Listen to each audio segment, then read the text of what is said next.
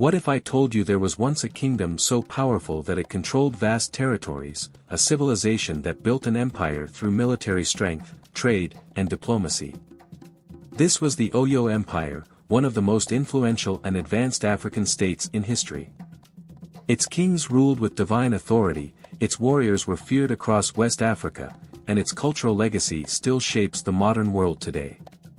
But like all great empires, it fell, consumed by internal strife, external enemies, and the changing tides of history. How did the Oyo Empire rise to become one of Africa's greatest civilizations? What led to its dramatic decline? And what is left of its legacy today? This is the story of the lost kingdom of Oyo, its glory, its downfall, and the lessons it holds for us. Stay with us as we journey through the past, uncover hidden truths, and explore the echoes of Oyo that still resonate in the present.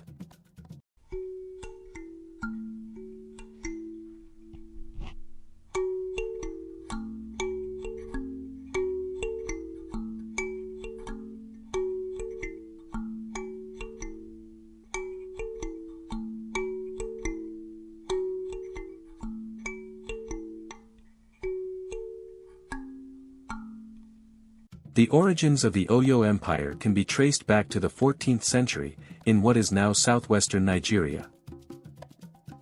The Yoruba people, known for their deep spiritual beliefs, artistic mastery, and sophisticated governance, had long existed as independent city-states. But among them, one kingdom would emerge as a dominant force, Oyo.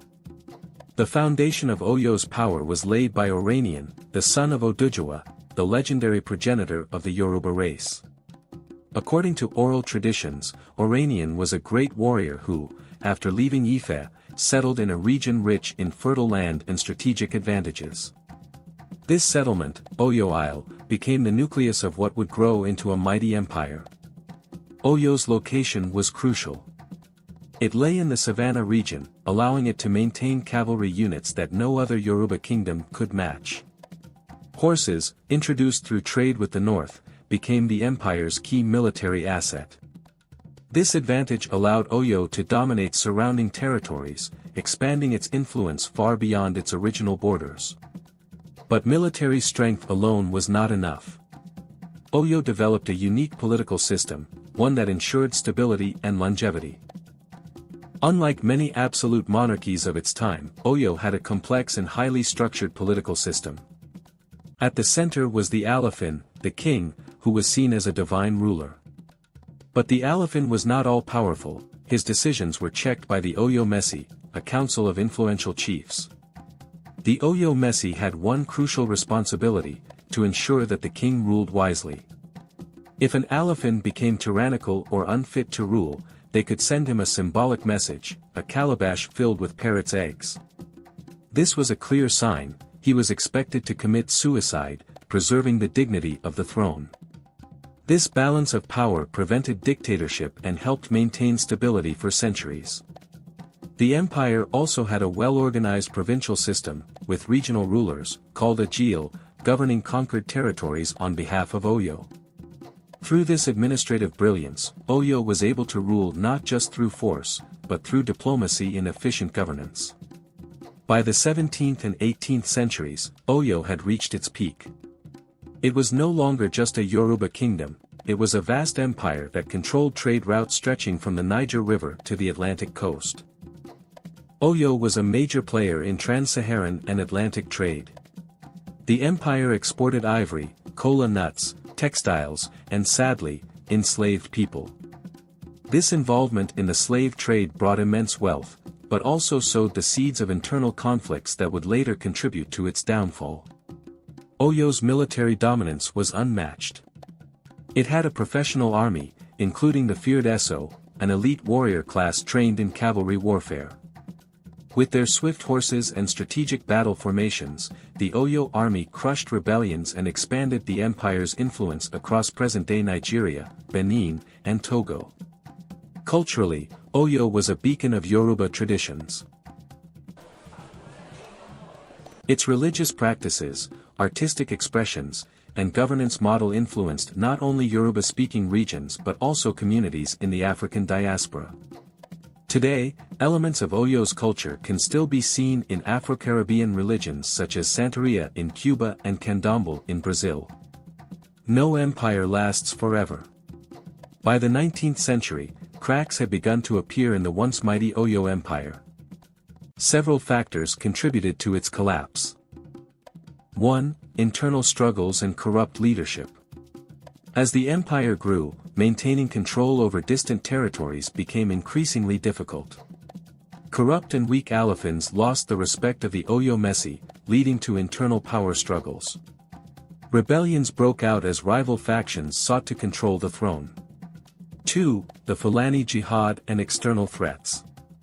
At the same time, the Fulani jihadists, led by Usman Dan Fodio, were sweeping through West Africa, spreading Islam and toppling traditional kingdoms. In 1817, the Fulani invaded Oyo's northern territories, cutting off vital trade routes and weakening the empire's economic power. 3. The decline of the transatlantic slave trade. Oyo's economy had become heavily dependent on the slave trade. However, with the abolition movements in Europe and the decline of the transatlantic slave trade, the empire's main source of income was disrupted. Without economic stability, Oyo struggled to maintain its military dominance. 4. Civil War and the final collapse. In 1835, a major civil war erupted within Oyo, leading to widespread destruction and chaos. By 1837, the empire had completely collapsed. The once great Oyo Isle was abandoned, and the political structure that had sustained the kingdom for centuries crumbled. Oyo was no more. The empire that had dominated West Africa for centuries had been reduced to fragmented Yoruba states, now vulnerable to British colonial ambitions. Though the Oyo Empire fell, its influence did not disappear. Today, the Yoruba people, descendants of Oyo, remain one of the most culturally vibrant ethnic groups in Africa and the diaspora. The Oyo political system, with its checks and balances, influenced governance models in Nigeria and beyond. Even the modern Nigerian political structure echoes elements of the Oyo Messi and council system. The religious traditions of Oyo, especially the worship of Sango, the god of thunder, continue to thrive in parts of Africa, the Americas, and the Caribbean. Yoruba spirituality, music, and language remain deeply embedded in global African cultures. Oyo's story is a reminder that no civilization is invincible. It teaches us that strength alone cannot sustain an empire. Wise leadership, economic adaptation, and internal unity are just as important. The rise and fall of the Oyo Empire is one of the greatest stories in African history. From a small kingdom to the most powerful empire in Africa, Oyo left a legacy of military strategy, political innovation, and cultural richness. But history is not just about the past, it is about lessons for the present and the future. Oyo fell because it failed to adapt to changing times. What lessons can modern nations and leaders learn from Oyo's mistakes? Could the empire have survived if it had been more flexible and united? Let us know your thoughts in the comments below. If you enjoyed this episode of Kingdom Tales, don't forget to like, share, and subscribe to Niger Trends TV for more incredible stories about African history and heritage. We'll keep bringing you more fascinating tales and stories from the past, so stay tuned.